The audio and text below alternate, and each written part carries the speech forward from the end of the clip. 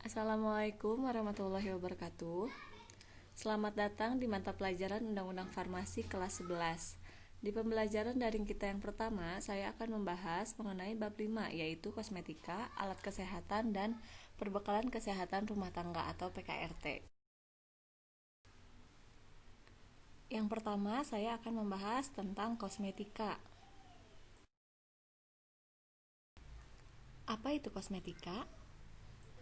Berdasarkan Peraturan Menteri Kesehatan Republik Indonesia Nomor 1175 /Menkes/Per/8 Romawi/2010, yang dimaksud dengan kosmetika adalah bahan atau sediaan yang dimaksudkan untuk digunakan pada bagian luar tubuh manusia, seperti epidermis, rambut, kuku, bibir, dan organ genital bagian luar, atau gigi dan mukosa mulut, terutama untuk membersihkan, mewangikan, mengubah penampilan, dan atau memperbaiki bau badan, atau melindungi atau memelihara tubuh pada kondisi baik. Jadi bisa dikatakan tujuan dari kosmetika itu untuk membersihkan, menambah daya tarik, mengubah penampilan, melindungi supaya badan seseorang itu dalam keadaan baik, menghilangkan bau badan, tetapi tidak dimaksudkan untuk mengobati atau menyembuhkan suatu penyakit. Kosmetika itu salah satu barang yang dapat digunakan dalam jangka waktu yang lama dan dapat juga digunakan secara berulang-ulang. Contohnya bedak. Kita bisa pakai bedak setiap hari secara berulang-ulang selama berbulan-bulan bahkan bertahun-tahun. Karena kosmetika itu dapat digunakan dalam jangka waktu yang lama, oleh sebab itu kosmetika harus memiliki persyaratan keamanan yang baik. Apalagi kosmetika itu berkaitan erat dengan penampilan seseorang. Ada beberapa syarat dalam pembuatan kosmetika. Yang pertama, produksi kosmetika. Yang kedua, peredaran kosmetika. Ketiga, penandaan kosmetika. Yang keempat, mengenai bahan kosmetika. Kelima, wadah kosmetika. Dan yang terakhir, mengenai persyaratan iklan kosmetika.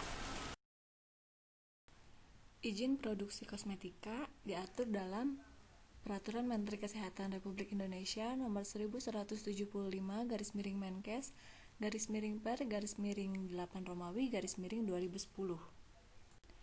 Di situ disebutkan bahwa izin produksi kosmetika hanya dapat dilakukan oleh industri yang sudah memiliki izin dari Direktur Jenderal Bina Kefarmasian dan Alat Kesehatan.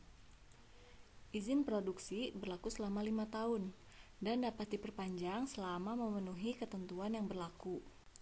Jadi maksudnya gini, suatu produk kosmetik yang sudah beredar di pasaran itu sudah memiliki izin produksi yang dikeluarkan oleh Dirjen Bina Kefarmasian dan Alat Kesehatan. Nah, izin produksinya itu dari dikeluarkannya itu berlaku selama 5 tahun. Nah, izinnya itu bisa diperpanjang setelah 5 tahun itu. Tetapi jika masih memenuhi persyaratan yang ditentukan. Izin produksi kosmetika diberikan sesuai bentuk dan jenis sediaan kosmetika yang akan dibuat. Izin produksi kosmetika dibagi menjadi 2, yaitu izin produksi kosmetika golongan A dan izin produksi kosmetika golongan B. Izin produksi kosmetika golongan A yaitu izin produksi untuk industri kosmetika yang dapat membuat semua bentuk dan jenis sediaan kosmetika. Adapun persyaratan dari izin produksi kosmetika golongan A yaitu: yang pertama, memiliki apoteker sebagai penanggung jawab. Yang kedua, memiliki fasilitas produksi sesuai dengan produk yang akan dibuat. Yang ketiga, memiliki fasilitas laboratorium. Dan yang keempat, wajib menerapkan cara pembuatan kosmetika yang baik atau CPKB. Jadi singkatnya, izin produksi kosmetika golongan A itu untuk izin produksi kosmetika skala pabrik. Pabrik kosmetika kan bisa membuat bermacam-macam bentuk dan jenis sediaan kosmetika. Jadi dari satu pabrik itu dia bisa memproduksi bedak, lipstik, shampoo, dan lain-lain. Tidak hanya memproduksi satu jenis kosmetik saja. Nah, makanya persyaratannya juga harus skala pabrik. Seperti penanggung jawabnya dia harus apoteker, tidak bisa seorang tenaga teknik kefarmasian. Terus dia fasilitasnya juga harus fasilitas produksi sesuai produk yang akan dibuat. Misalnya dia memproduksi krim, dia harus punya alat-alat untuk membuat krimnya,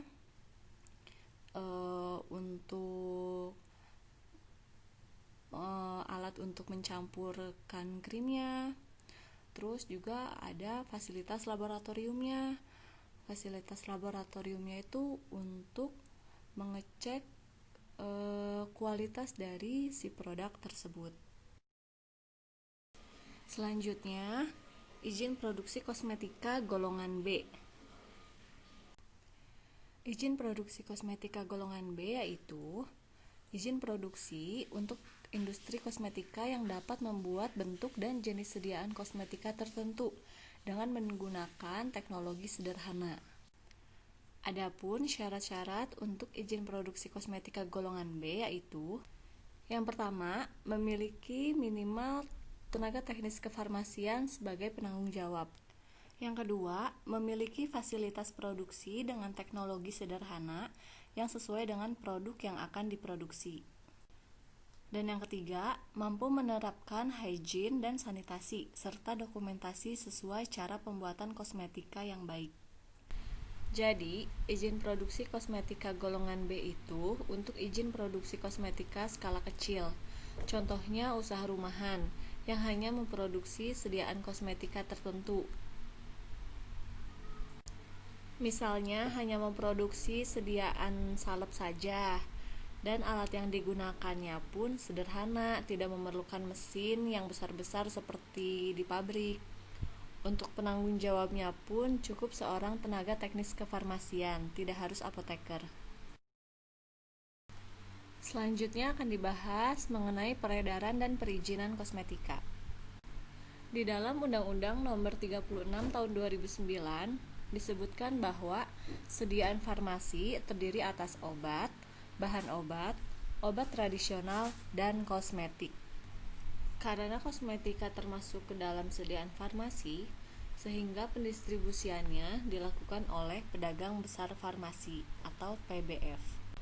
Setiap kosmetika yang beredar harus memenuhi standar mutu, keamanan, dan manfaat sesuai dengan ketentuan peraturan perundang-undangan. Kosmetika hanya dapat diedarkan setelah mendapatkan izin edar dari Menteri Kesehatan. Dulu, izin edar produk kosmetik menggunakan sistem registrasi. Tetapi sekarang, izin edar produk kosmetik menggunakan sistem yang dinamakan notifikasi, sesuai dengan Peraturan Menteri Kesehatan Nomor 1176/Menkes/Per/8 Romawi/2010. Setiap kosmetika hanya dapat diedarkan setelah mendapatkan izin edar berupa notifikasi yang diterbitkan oleh Kepala Badan POM. Hal ini dilakukan dalam rangka harmonisasi ASEAN di bidang kosmetika. Apa itu harmonisasi ASEAN bidang kosmetika? Harmonisasi ASEAN bidang kosmetika yaitu organisasi yang bertugas untuk menyelaraskan peraturan dan persyaratan teknis di ASEAN tanpa mengabaikan mutu dan keamanan kosmetika. Bagaimana tata cara mendapatkan izin edar kosmetik? Yang pertama, kita melakukan prosedur pendaftaran pemohon notifikasi kosmetika secara online melalui situs Badan POM. Sehingga kita akan mendapatkan nanti user ID dan password. Setelah kita mendapatkan user ID dan password, selanjutnya kita melakukan pengajuan notifikasi kosmetika secara online melalui situs www.pom.go.id. Di sini saya akan menjelaskan bagaimana alur pendaftaran pemohon notifikasi kosmetika. Yang pertama, kita sebagai pemohon mengisi formulir registrasi pemohon via online. Setelah kita daftar melalui online, selanjutnya kita menyerahkan dokumen sesuai persyaratan ke Badan POM berupa hard copy atau memberikan berkas-berkas yang dibutuhkan. Selanjutnya dilakukan verifikasi data oleh operator Badan POM apakah berkas-berkas yang kita kirimkan sudah lengkap atau belum.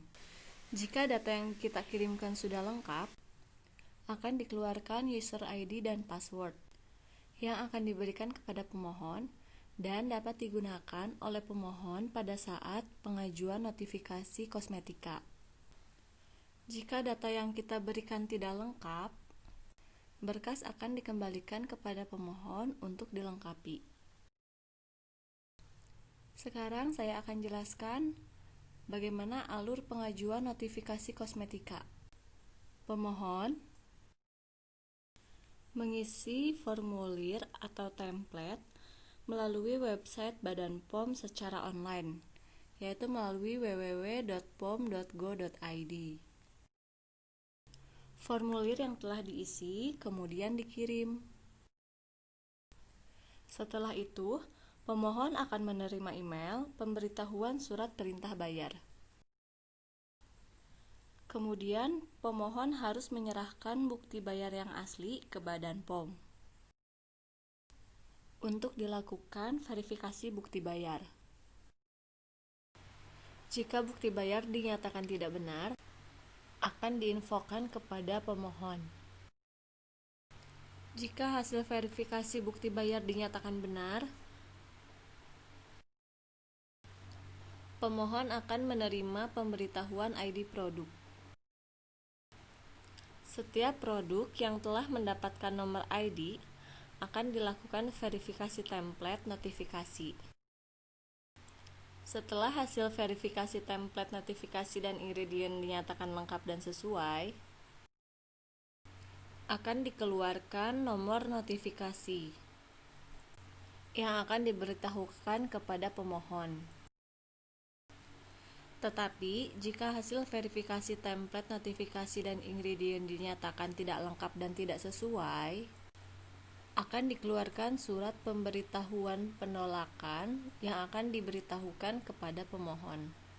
Nomor notifikasi dikeluarkan dalam jangka waktu 14 hari kerja setelah ID produk dikeluarkan. Sekian pembahasan saya kali ini. Sampai jumpa minggu depan. Wassalamualaikum warahmatullahi wabarakatuh.